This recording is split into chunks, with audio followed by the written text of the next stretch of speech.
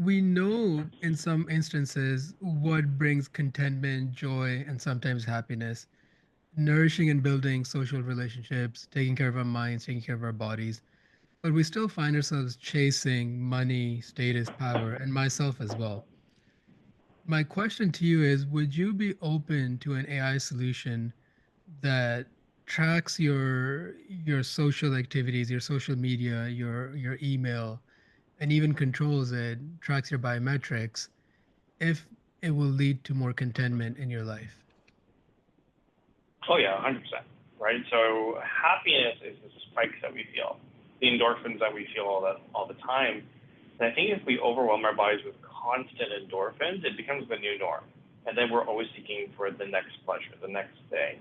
I think that's what we see. We get the money, it goes to our bank accounts, we get that spike of endorphins, or I want more of that. That felt great. How do I do this? Whereas contentment is more so the state of um, I'm happy with what I have. I'm not saying that you shouldn't be striving for more. You should always be striving for more. For me, it's education. Knowledge is power. And so that gives me my contentment and gives me this happiness to know that I'm learning something new. And so the two go hand in hand, but they're not the same.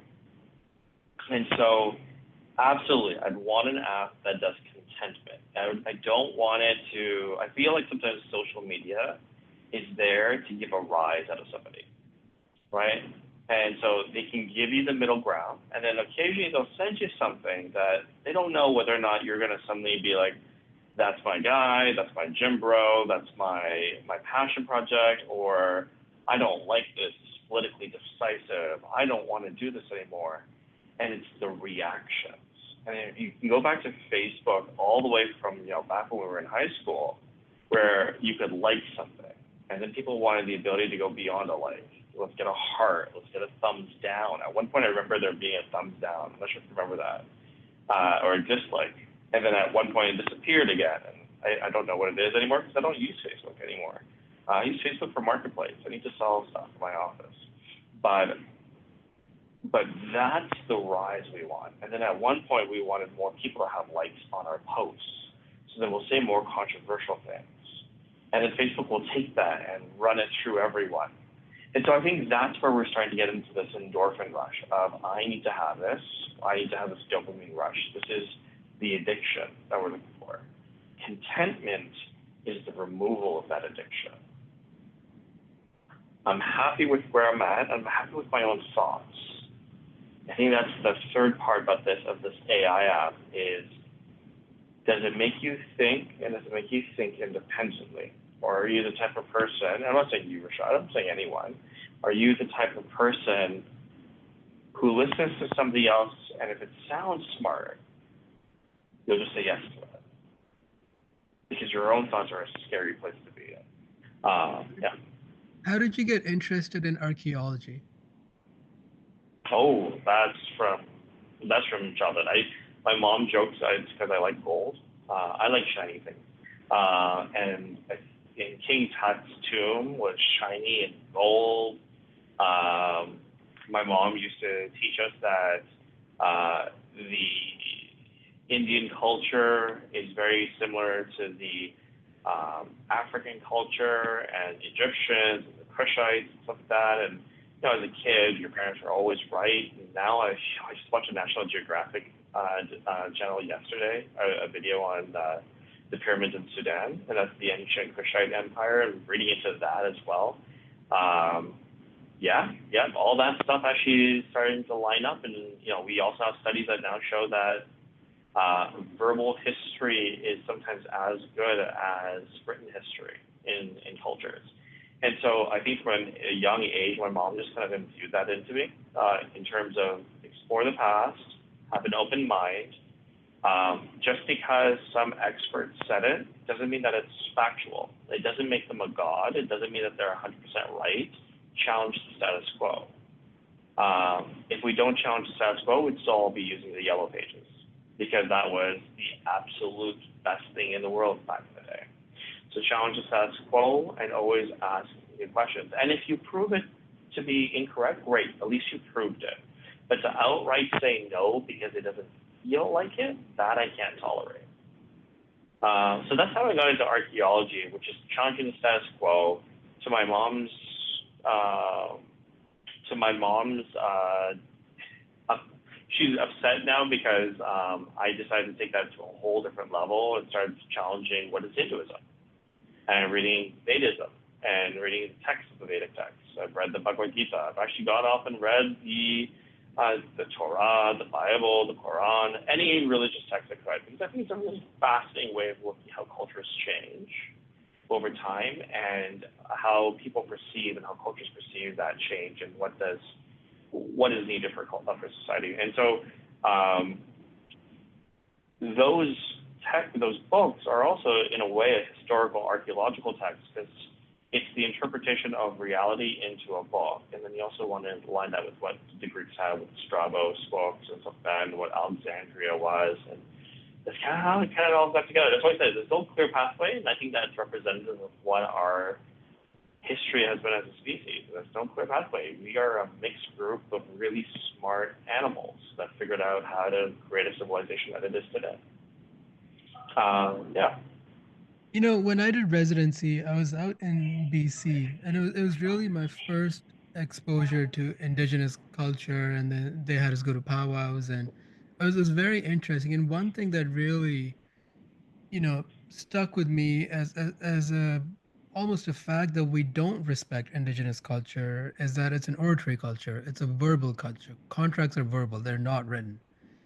And we force their leaders to adopt to our framework with written contracts. You said something very interesting, and I think the world would be a much better place if our verbal word was a contract, if we did not need written contracts. Now you need proof of that someone said something, and I think that that's accurate, but I don't think it needs to be pen and paper or keyboard and screen. um, what are your thoughts on verbal versus written contracts, and how did you learn that the a verbal history or storytelling and stories are, I'm curious because I would think they're less accurate than written history, but from what it sounds like, you're saying that they're as accurate. Yeah, it depends on how much emphasis on accuracy is placed, right? So we all see the studies on court cases and forensic cases where people will change what they remember, and it's not maliciously; it's just the brain confabulates and changes things. And so what they recollect even a day after, a week later, whatever, is different. What I think the difference here, though, is what do I remember unintentionally? I was walking down the street, I saw a car crash. What do I remember? And usually nowadays, you and I would write down our statement right away. That reinforces what we remember, so it's less likely to change over time. If you don't have a written language, what is the next best thing you can do to reinforce? You share that knowledge with somebody else. You share it immediately. And you can either be doing it through song, so now you have a rhythmic pattern, right, that reinforces a memory engram into your brain. That if it doesn't rhyme or change or go with the tone, you know you missed the part. So now you're actually creating a checksum into the actual memory itself. Then you can translate that to the next level, so horizontally, through the generations, and vertically through the generations. And that's what allows it to pass down from one generation to the next. And I'd argue that even sometimes a written contract is not as accurate because it depends on the context of when that document was written in the environment around it. And also written from a physical nature point of view, written contracts actually don't persist. Let's take the Dead Sea Scrolls, right? You need to use X-ray vision now to unroll them. They don't persist. We know they're really old, they're really ancient, but they're not as good. But oral traditions actually have that. So I think they both have their pros and they both have their cons. I think where the oral piece and the written piece differ, where I do like a written contract is I don't have time to put my EMR end user license agreement to a song. We'd be syncing for hours upon end about why I can't how we're going to get sued and how TELUS is not liable for anything. And so I think there's a value to that. But I think when it comes to things that are supposed to make us feel proud about our culture, to warn us about things that are important, to tell us about important milestones in our species existence, song has a way of hitting different parts of our brain and making us feel differently. It's the reason why we sing the national anthem every single day back in school, because it brought us together and made us feel proud about being Canadian. That I know we're true north, strong and free, and that will always be with me. Right? I don't need to write that down, and I know that everyone else around me is the same. Right? So I think that's the value of the written story. The written word versus the verbal word. Right? And the culture of writing and stuff like that. For the Inuit piece, you're right. We don't value that, unfortunately. We should. And we now know, and we have been saying this for ages, they've been saying it for ages, that their written word has been accurate. We're confirming that with archaeological data. And it's because somebody challenged us as well. We said, 10,000 years ago, they came across the Bering Strait through Beringia, and that's how it happened. There was a study that came out 2 weeks ago that showed, hey, actually, that may have been 20,000 years ago. Hey, by the way, there may have been 3 migration patterns to North America. And so, Vikings at one point is a more modern one, but there's some talks about how, other groups from Polynesia, they migrated over at a different stage. And so we need to stop thinking about things in a two-dimensional state of this happened, therefore this mustn't happen, and start thinking from an open mind of, we know one of the components, what else? How else? And we suddenly put an attachment to ourselves saying, let's imagine I'm an archaeologist. I'm not saying this is what archaeologists do, but I have heard stories, and I have read books and papers, and people who defend their theory so fiercely because they're tied to it. They spent 20 years doing this one research project. And for somebody to come along and question it, that's a whole challenge. Let's take Einstein. He does not agree with quantum physics. It goes against a lot of the fundamental values he had, and he actually spent the last little while trying to fight it. We know quantum mechanics works. We can't explain it, and maybe in some future state we will prove again that quantum mechanics doesn't work. But we really need to be able to say, instead of fighting it, let's work with it. Sorry. Yeah, I think when it comes to things like quantum mechanics, we have an inherent desire to focus on causation and the why, but there is this school of thought, and maybe I'm the only person in the school of thought, is all we can know is correlation. I don't think we'll ever figure out causation. And we would advance our technologies and our society much faster if we simply focus on correlation. This need for trying to figure out why, I think, is slowing us down considerably. Um, do you have any thoughts on that, on my belief there? And this belief kind of was supported by there's this investment firm called Renaissance Technologies, the most successful investment firm ever, 66% annual returns for 30 years, more than 3 times what Warren Buffett returns. Their whole philosophy is we will look at the correlation, and they're mathematicians, they made an algorithm to do this, between public equities. And if, the price of rice in Brazil goes up 10%, that means the price of Alibaba in China will rise 5% tomorrow for 6 hours. And they're this precise. They're on the average hold time for stocks is 2 days. Um, and then they remove the human element because they say we worry about the why, and the why is not what's important, because the only thing that matters is the what and the correlations, and causations are impossible to know. There's too many infinite confounding variables and factors in our life. um, but we're still stuck on this, bringing us back to the VC world and in the venture capital world. The biggest question is, why are the founders doing this? And my thought is maybe that is not the biggest question.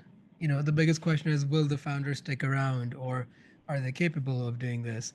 and knowing why may or may not lead to answering those questions which actually matter, which is the what. Will this be a unicorn exit? So, what are your thoughts on correlation versus causation? Do we over-index for causation, and are we hurting ourselves in doing so? So interesting. Um, I think you're in your own school of thought. No, I'm just kidding. I'm happy being in my own school of thought. So, It's not good. It's a great place to be.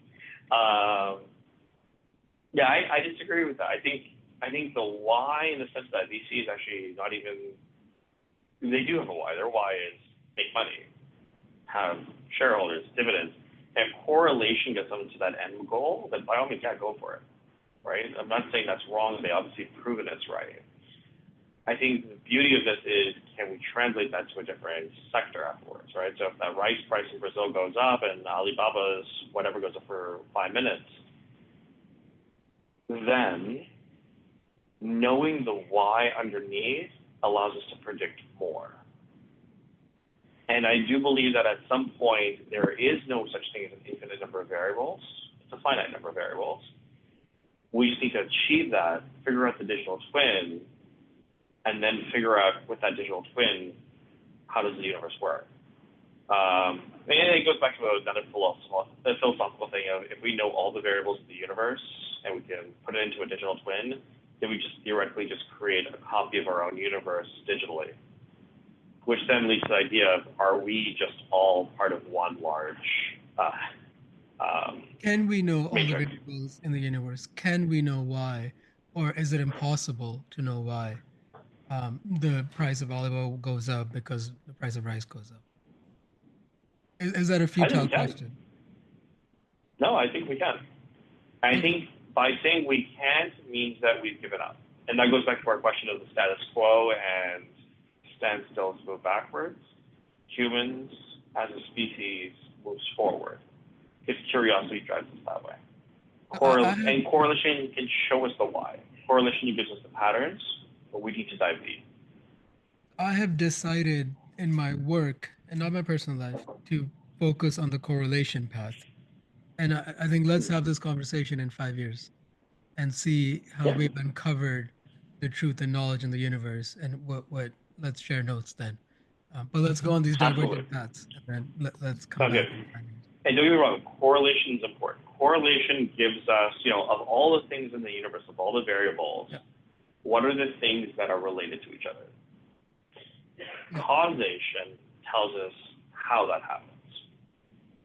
yeah. And my thought is that we can't know. We're not smart enough. We don't Uh, have enough information. We're limited by five senses.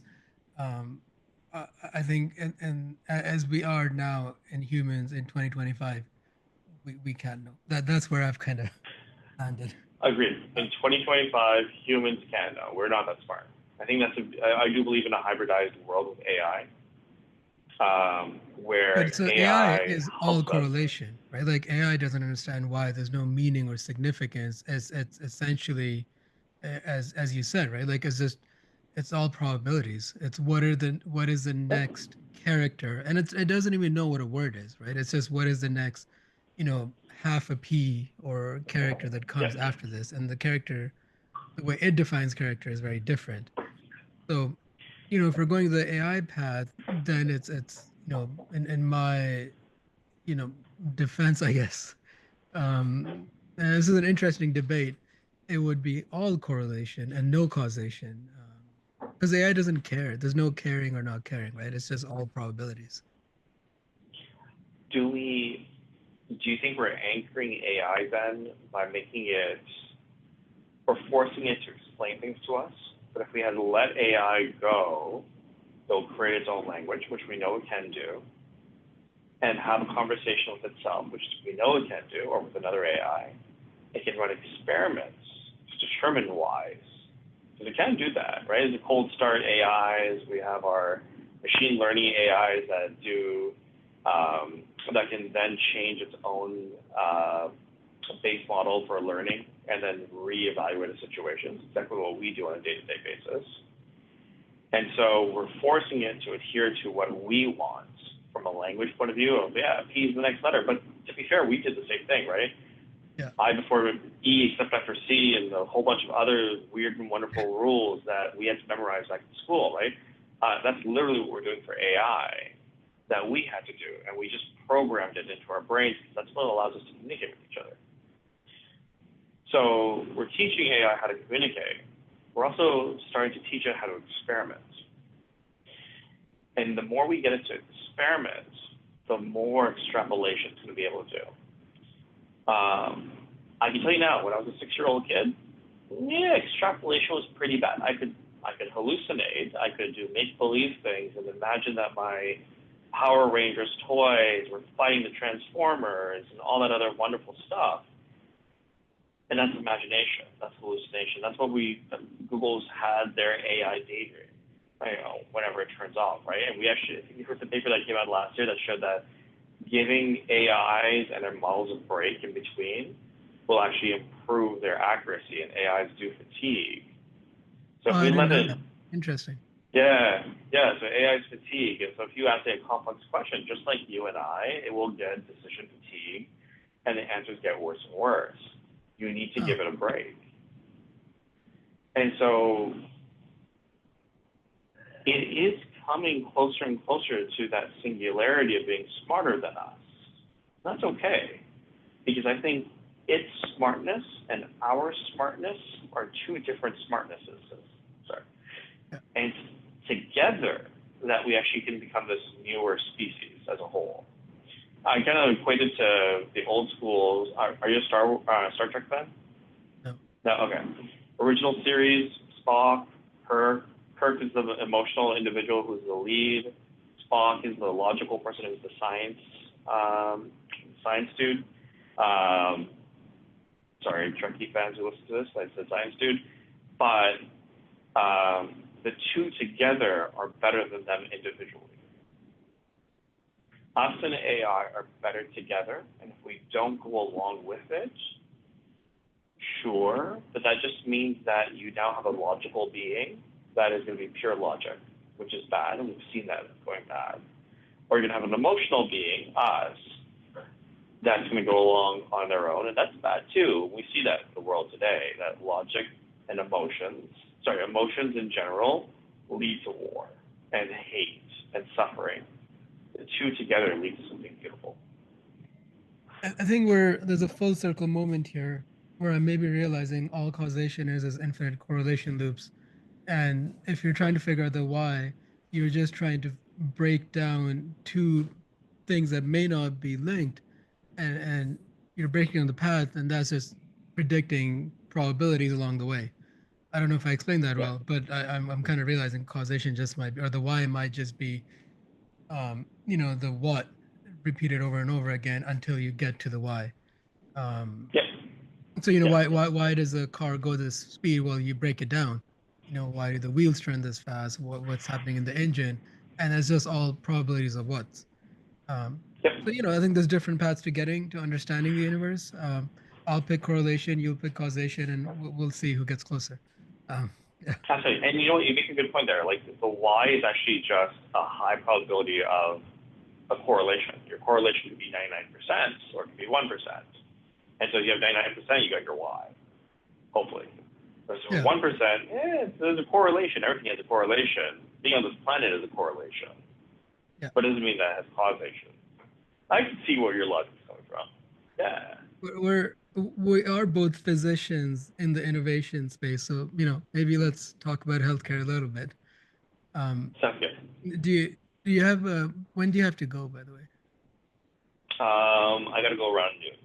Okay, At noon. I got enough meeting at okay. noon. Sorry about it. Um, what is the path to the AI clinical physician? Should physicians be scared? And then where does the opportunity lie for physicians here? Yeah, and you know that's a great segue there, right? So you're either the clinician who doesn't use AI, and you can definitely do that. But there's a great book. It's called Deep Medicine by Eric Topol. I'm not sure if you've read it. 2019, if I'm not mistaken.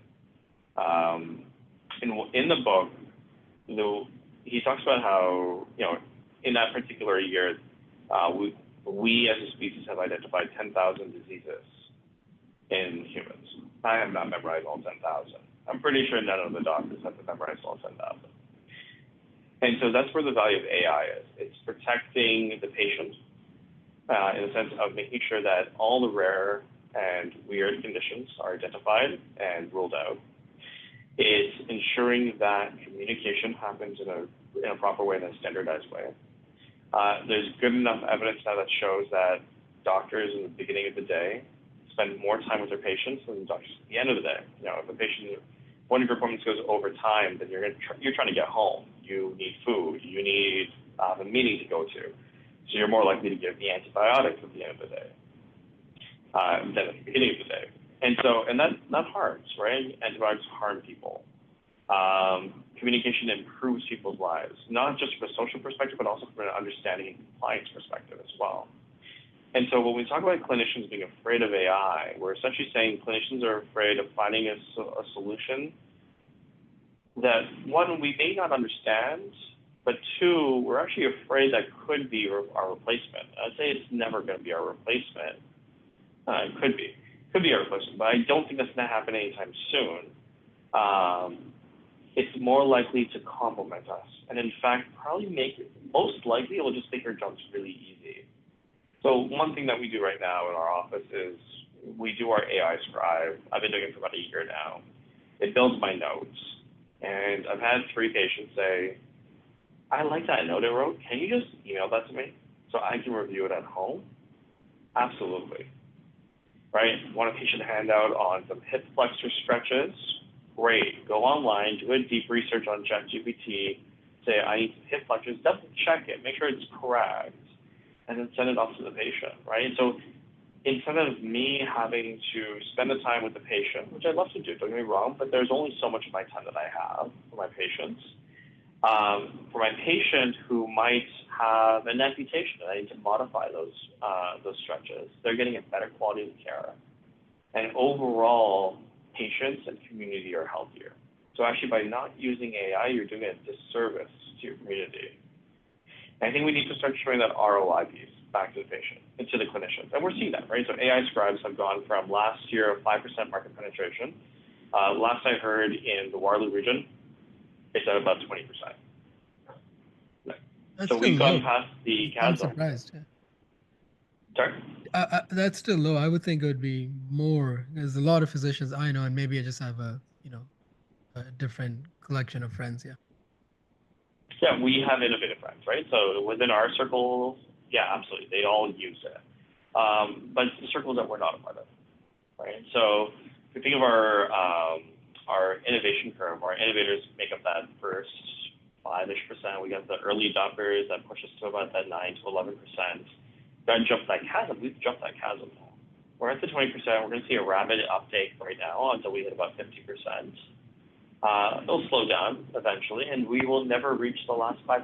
That's okay. They're either going to be retiring soon or they're going to miss the boat. And if they miss the boat, it's not. I think. When do you think the completely autonomous AI physician is happening in primary care?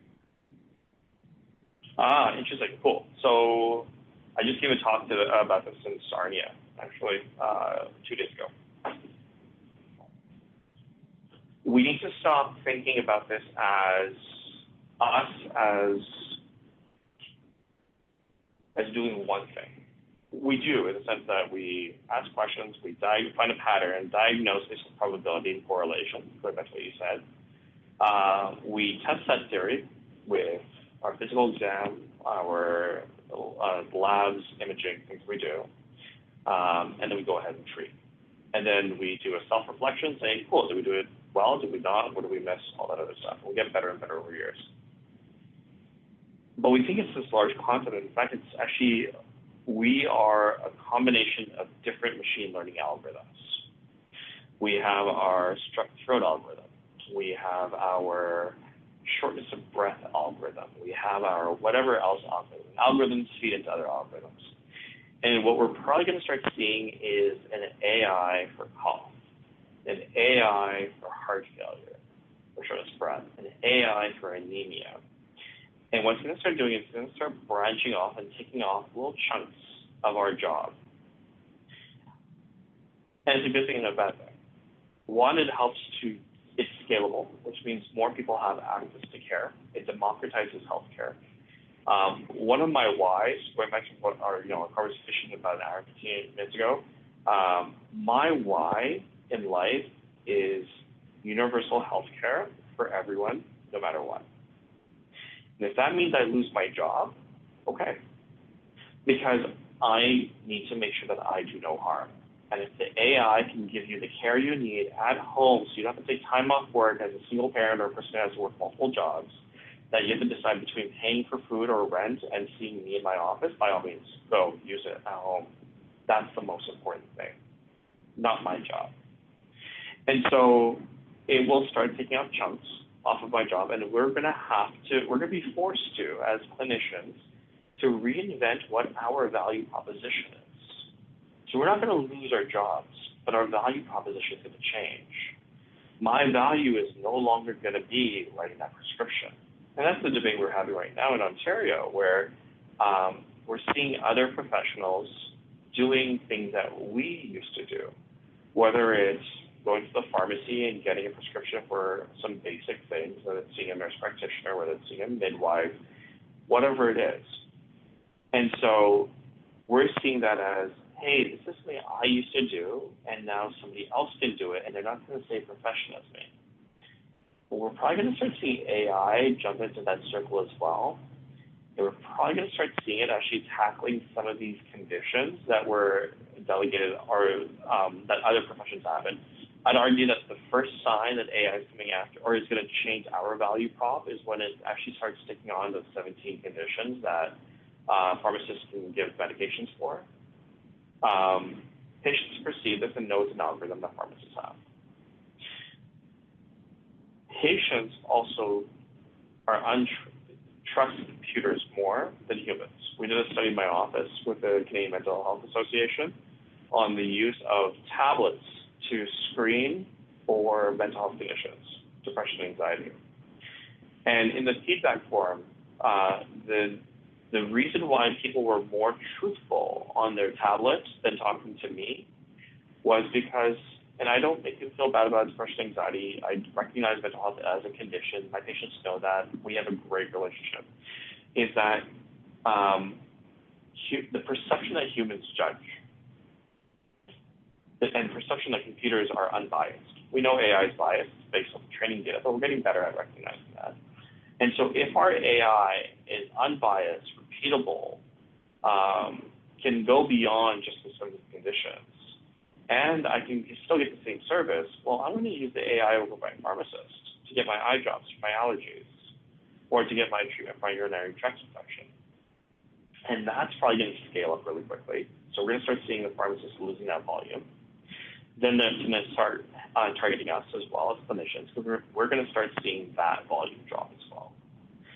And we're going to start seeing just segments of our profession going away. What the AI is probably going to do that's going to be better than us is when they start taking all those different conditions and build an orchestra of it.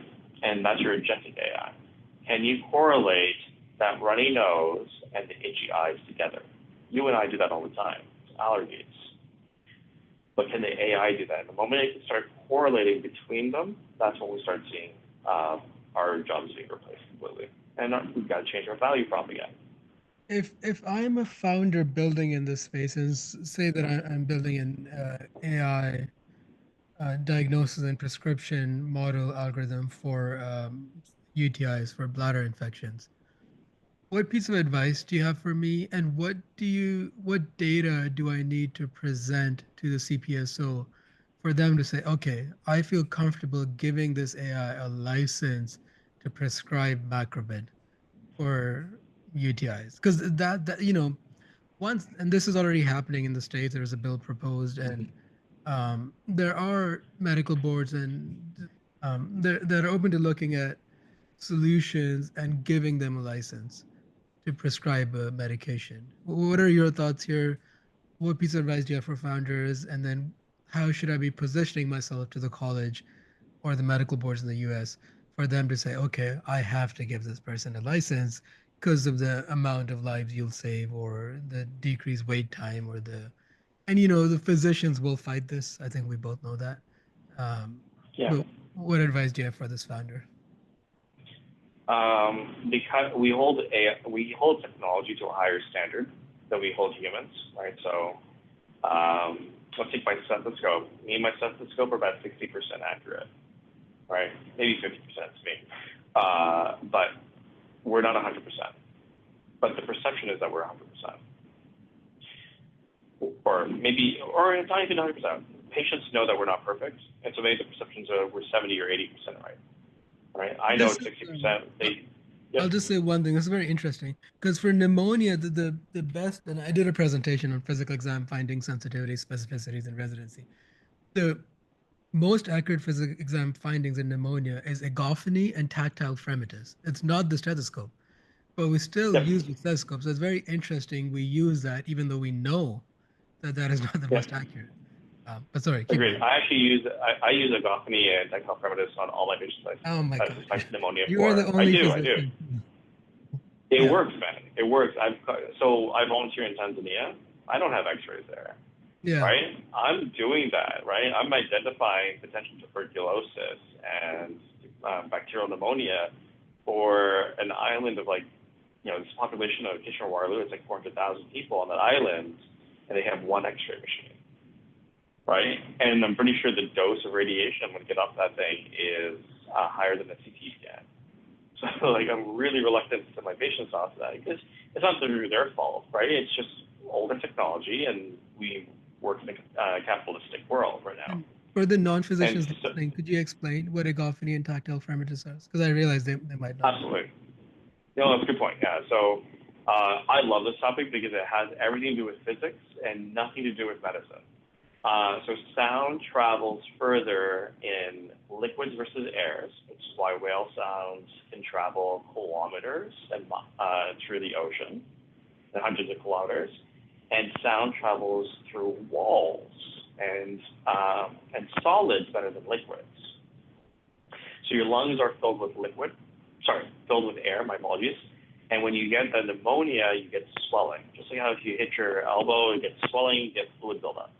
So your lungs get hit with the bacterial infection, your body starts to fight it, it swells up, you get liquid in it. That's why it gets harder and harder to breathe because the air and oxygen can't get through. And so the sound of the letter B in air changes to bay. And so when you're putting the stethoscope on, you get the person to whisper B. And it's not a full whisper, it's just a soft tone. There's a sweet spot. You should hear bay. And anyone can do this at home. Roll up a piece of paper, put one side against your ear, put the other side against somebody else's back, and tell them to whisper B. And if they're not sick, you should hear bay, bay, bay, bay, bay. And it's different from listening on a stethoscope where you go, we call it the Christmas tree model, where you listen one side to the other, you compare and contrast. With agaphony, you go down. And so you do two long sweeping lines like a dress. And so you go bay, bay, bay, bay, bay. But if you hear B, then usually that means sound got transmitted way better, which means there's a consolidation. Now that consolidation just tells us the consolidation. Liquid is in there. That could be heart failure. That could be pneumonia. That could be cancer. But the accuracy on cancer is really poor, so I wouldn't be Let's worried. stick But with I pneumonia. mainly Yeah. just For the people listening. Yeah. it's liquid. Yeah. The second one is vibrations, right? So sounds of vibrations. The tactile primitus is exactly what it sounds like. Tactile, you put your hands on the chest, and it can be through clothing. It has to be on the chest. And fremitus, I don't know what the Latin etymology of that one is. It is. You put your hands on it, and you can actually feel the vibrations on the sides of your hands. You got to make sure you put it between the ribs because the bones get in the way of the conduction. But you can actually feel the vibration through your hands. So two really cool and very accurate ways of diagnosing pneumonia, and the old school way, back before we even had X-rays. That's how the house call or how the doctor used to diagnose people. But yeah, that's what agaphony and tactile is. What was the question that we were trying to answer before? I'm trying to The remember that. question, yeah, it was no, I apologize because I asked you a few It's other all good. questions. It's all good. Um, it was what advice do you have for founders who are trying Mm. to get a medical license for a solution to focus on the example I use was cystitis, but any one of these conditions. Yeah. Yeah. So imagine if I fell asleep in a lecture at med school, and I'm really, really bad at the subject. The most damage I could ever do to a society is just the 1,500 patients that are in my practice. I don't have that high of a reach, therefore the damage to a society is a lot less. You give that to an AI, and it's scalable. Even if it makes a 1% mistake, the impact and damage it can do will be far more than what I could do. And so the need to fix hallucinations is incredibly important. And I know there was a debate at one point saying, no, it's better than humans. We just need to prove it. No. When it comes to human health, and we do see ourselves as the dominant species on this planet, losing a person's life is bad, and we need to make sure we don't do that. And there's levels, right? Like, is this as bad as, hey, you bruised a finger, but what if that bruise isn't a bruise and it's actually a lymphoma? I just went to a dermatology conference. B-cell lymphoma shows up as cutaneous. A cutaneous manifestation of that, right? That is something that we get wrong all the time as clinicians. And I hope AI can do it better than us. But what if that gets it wrong? What if the training data is off and all that other stuff? So number one thing, you will never get a clinician who wants an autonomous on its own AI. So number two is how do you bring the human into a loop? Because we need to make sure that that helps. And number three is how do you make sure that human doesn't become complacent and just says, cool, the AI is right all the time. I'm going to just start saying yes, yes, yes, yes, yes. What we actually need to do is get it to start throwing mistakes at us that the AI know is a mistake, but keeps us on edge. So those are your big three. And knowing that when you submit for that application to Health Canada, that you say that. It's a novel idea, it's a new way of doing it, but actually it helps to build complacency or prevent complacency. So number two then is how do you, keeping a human in the loop will ensure that humans don't feel like they're being replaced and getting that, and then that step actually leads to a medical directive. And so I'd actually look at this in terms of medical directives. The probability of a bill being passed, while it's being placed forward in the Congress in the United States, I don't think it's passed there yet. And in Canada, it hasn't been placed for it. Like, we're still fighting interoperability. We don't have the equivalent of the Cures Act up here in Canada, unfortunately. We should, and it's kind of sad that we don't at this stage. But we need that. And so we got to start with medical directives, and that's something I'm already looking into, and we're looking into doing medical directives for just plain old algorithms in my clinic at this stage. And so by doing so, that's the first step, and if we show the value of that and the scalability of that and the lives saved with that, just like what you said there, Rashad, then we can start saying, hey, what's the next step? How do we make this autonomous? How do we help with the unattached patients? How do we ensure that we don't burn out our clinicians who are taking on more unattached patients? If you have clinicians in the loop, you have to pay them. And I think most clinicians, for something that is completely automated, they would do it for 25, dollars a pop if it takes a couple of minutes. But then you're increasing the cost of this solution, although still better than in person because that's $37. Yeah, so I can see. I think that's a model that can scale. Absolutely. Um, you And the know, other way of looking at this is if you're in a capitation model, is the more patients you roster, the more money you can make as well. And so if you do a blended capitation model, the more availability you have, the more likely you are, the more ability you have to actually attach more patients to you. What tech are you currently using in clinical practice? Oh, yeah, that's a great question.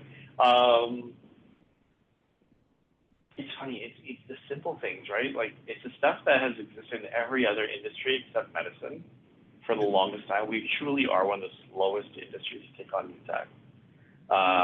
Voice over IP, right? Having a tree chain in our voice system allows us to actually help to navigate and coordinate patients. We use it's not technology. We actually use a call center for our phone calls for our patients.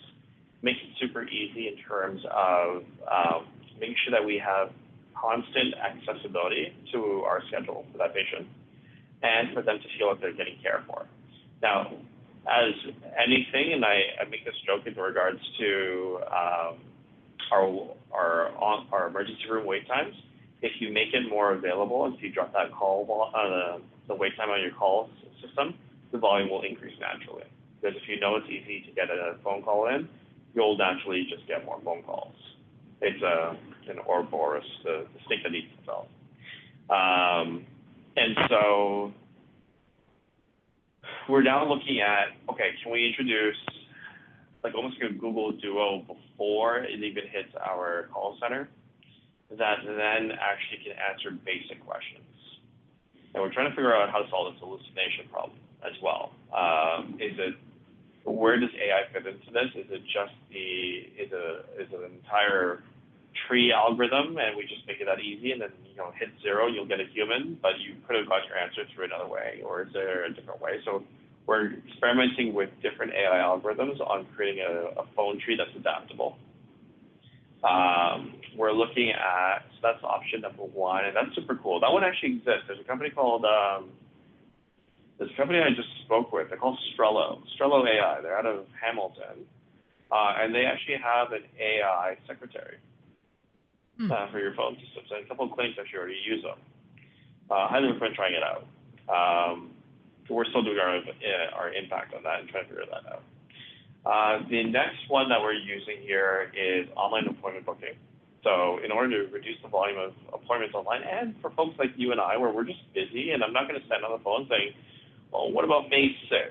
What about May 7th? What about May 8th? No, I just want to look at your calendar and book it. And so that one was interesting because when we launched that in Kitchener-Waterloo area, there were different clinicians and different hesitancies with using online appointment booking. I'm not a massage therapist. I'm not a manicurist. You need to be triaged and figured out. I'm like, actually, to be fair, I don't need to triage my diabetic visits. I don't need to triage my hypertension visits. What I need to triage is if it's urgent. And right now, those urgent patients can't get through on my phone lines. So I need to get all my non-urgent off of the phone line so that my urgent patients can get onto the phones. And in order to do that, there's a concept of where can you find the easiest solution as quickly as possible? It's not a concept, it's just common sense. If you log on to your doctor's portal and the next available appointment's a month out, and you get angry, you're like, how could this doctor do this to me? Blah, blah, blah. And you call, and the secretary says, yeah, I can book you in 3 days. Why would that patient ever go back to your online appointment booking platform if they knew they had an option for a non-urgent appointment to get it done in 3 days?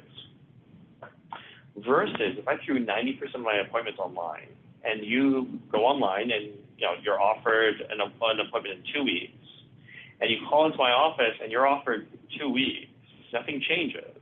Yeah. Then one, that patient's gonna be angry because it's 2 weeks, because expectations will always be a challenge. But two, next time they need another appointment, they know that what they're gonna get online is gonna be exactly what they get on the phone. The only exception there is that we throw this on our online appointment booking that acute issues, not emergency, just acute issues, call. We have same-day appointments. But if you call expecting that same-day appointment for a non-urgent thing, we're just going to give you the 2-week appointment, not the same-day one. Yeah. So that's the second piece of technology we use. Third piece of technology we use is Prescribe It. It's a product that comes out of Canada Health InfoWave. It allows for two-way communication between pharmacists and primary care providers, or clinicians in general, because there's sometimes questions. Sometimes patients ask questions. Sometimes my prescriptions don't make sense, or we need to make sure that the insurance companies will pay for it. And instead of doing a faxes back and forth, which requires a fax to come in, my front staff have to read it, identify the patient, put it into the right file for me to read it afterwards. This just goes directly to that patient's chart and messages the most responsible clinician. And so Prescribe It has reduced the turnaround time for my patients getting their medications, which increases their compliance. It reduces my front staff time and improves, it decreases fax failures. Faxes fail all the time. It's a pain. Third technology we use, AI Scribe. I've been doing that for a year. I actually used AI Scribe as part of my capstone project for one of my courses in my MBA, my executive MBA program. Back then, about a year ago, I only used it on my mental health visits. And I did that primarily because I wanted to make sure I had eye-to-eye contact with my patients. I didn't want to have half my mind typing in drop notes into a computer system. I am fortunate I can type and look at you at the same time, but it's still a divided attention.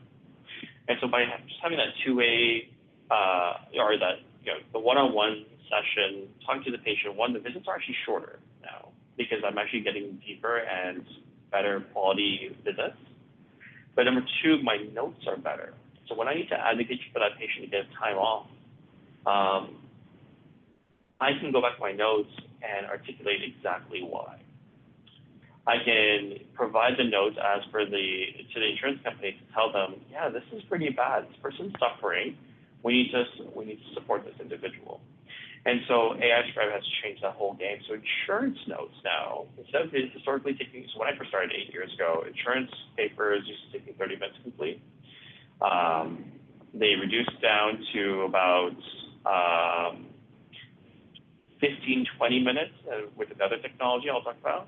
And now with the AI scribes, we're looking at like 5 to 10 minutes. And that actually translates directly then to, these are all uninsured services, to my patients then actually not having to pay for my time. It's basically, OMA says it's the physician's hourly rates that we charge for these insurance forms. So my hourly rate, then theoretically, the amount of time I spend on that form drops, and therefore my patients aren't paying as much. And I don't feel as stressed. I hate doing forms. I don't feel as stressed anymore. The next technology we use is e-forms. So e-forms get sent out to the patient pre-visit. In that, they get the consent form for using an AI scribe. So they're made aware the entire time of what's happening. If they book a particular type of visit, hypertension, diabetes, IUD, weight management, things like that, they get a questionnaire that's specifically tailored to that condition. And so then it asks them a whole bunch of questions, which then facilitates that conversation. Going back to mental health, they will do something called a PHQ-9 or a GAD-7. Those are two questionnaires that help with monitoring a person. You know this, Rashad, but like for all the listeners, it helps them monitor somebody's symptoms over a period of time. A lot of times when you're in the depths of a mental health crisis, some improvements are hard to see because we are a species that self-deprecates ourselves. We're hard on ourselves, harder than others are onto us. And so by doing those questionnaires, it's an objective way for you to self-evaluate and do that self-reflection, meditation we talked about earlier. So by doing so, we now have objective measurements that we can say, hey, insurance company, this person's PHQ-9 went from like a 6 all the way up to a 17. And now with counseling, it's going back down to a 12. So please continue to pay for that counseling because it's helping this person. And so that's really changed the game there on the e-forms. So you got online appointment booking. Oh yeah, e-referral. So the next one we use, and this goes back to like 2018, 2017. Developed in Cambridge, launched with Cambridge Memorial Hospital, great innovative team down there in Cambridge, and then expanded to Kitchener-Waterloo, and then expanded across the province. It allows us to electronically send referrals to another source without using a fax machine.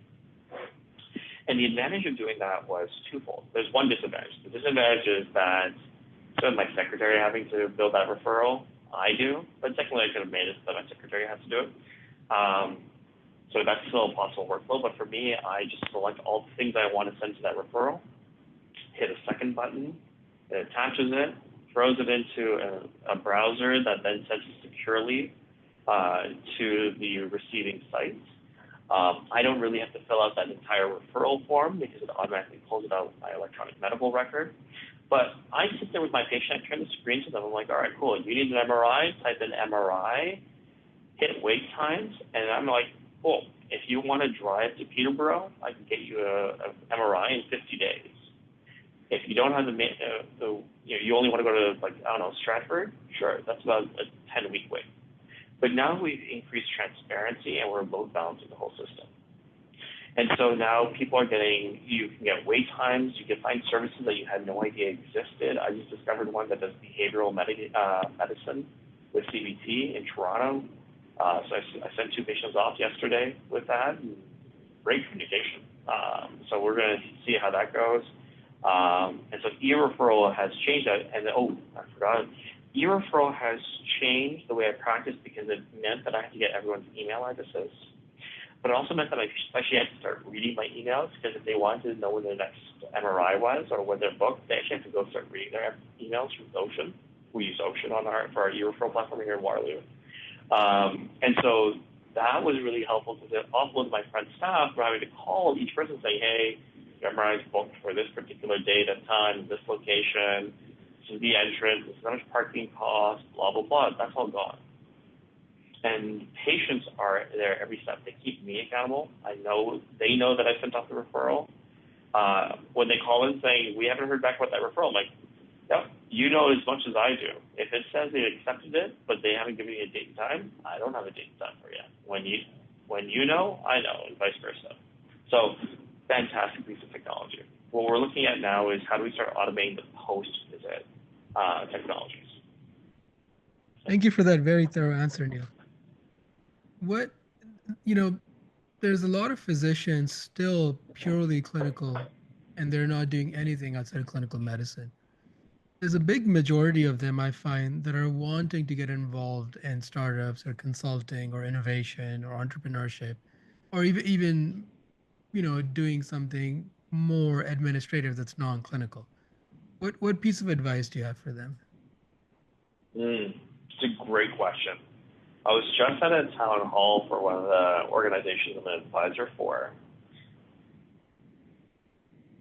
and something stuck with me. You have to spend 95% of your time identifying the problem. If you don't know what the problem is in your clinic, you don't know how to advise startup companies. So analyze yourself and analyze your own clinic. And it goes back to, again, that Chinese proverb, if you're standing still, you're moving backwards. If you think your clinic's perfect, oh boy, you are so far behind. I have so much technology in my office, we are still not there. We're still working at it out. We're still trying to figure out what the next step is. Because that's when ideation starts. What is the problem we're trying to solve? And then what's the solution to that problem? If we start off with the solution, then we need to create the problem to then solve it.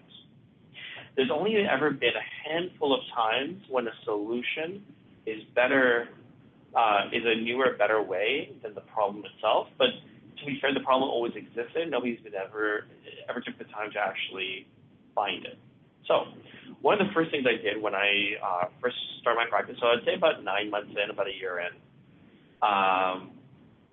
was I sat behind my friend staff's desk and told him right off the bat, I'm not here to criticize you or judge you. I'm here to learn about what your role is.